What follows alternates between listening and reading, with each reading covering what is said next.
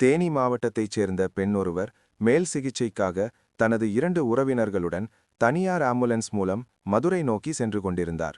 தேனி அருகே குன்னூர் பகுதியிலுள்ள வைகை ஆற்று பாலம் வழியாக ஆம்புலன்ஸ் சென்று கொண்டிருந்தபோது முன்னால் சென்ற கார் திடீரென திரும்பியதால் ஆம்புலன்ஸ் நிலை தடுமாறி பாலத்தின் தடுப்பில் மோதி கவிழ்ந்து விபத்துக்குள்ளானது. இந்த விபத்தில் ஆம்புலன்ஸ் ஓட்டுநர், பெண் நோயாளி மற்றும் அவருடன் பயணித்த 2 உறவினர்கள் என மொத்தம் 4 பேர் காயமடைந்தனர்.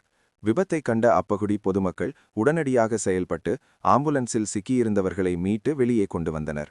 தொடர்ந்து காயமடைந்த பெண் நோயாளி மற்றும் அவரது உறவினர்கள் மாற்று ஆம்புலன்ஸ் மூலம் தேனி அரசு மருத்துவமனை மருத்துவக் கல்லூரிக்கு சிகிச்சைக்காக அனுப்பி வைக்கப்பட்டனர். வைகை ஆற்று பாலத்தின் தடுப்புகள் விபத்தை தடுத்து நிறுத்தியதால் பெரும் உயிரிழப்பு தவிர்க்கப்பட்டு அனைவரும் சிறிய காயங்களுடன் உயிர் தப்பினர். இந்த விபத்து குறித்து கானாவிலக்கு காவல் நிலையம் போலீசார் வழக்கு பதிவு செய்து விசாரணை மேற்கொண்டு வருகின்றனர். சாலையில் கவிழ்ந்து கிடந்த ஆம்புலன்ஸை அகற்றும் பணிகள் நடைபெற்று வரும் நிலையில் இந்த விபத்தின் காரணமாக குன்னூர் வைகை ஆற்று பாலத்தில் சிறிது நேரம் போக்குவரத்து பாதிப்பு ஏற்பட்டது. இதுபோன்ற விபத்துகள் மீண்டும் நடைபெறாமல் தடுக்க மாவட்ட நிர்வாகம், போக்குவரத்து துறை மற்றும் டிராஃபிக் போலீசார் கூடுதல் கவனம் செலுத்தி வேக கட்டுப்பாடு, எச்சரிக்கை பலகைகள் அமைத்தல் மற்றும் போக்குவரத்து ஒழுங்குமுறை நடவடிக்கைகளை மேற்கொள்ள வேண்டும் என சமூக ஆர்வலர்கள் மற்றும் பொதுமக்கள் கோரிக்கை விடுத்துள்ளனர்.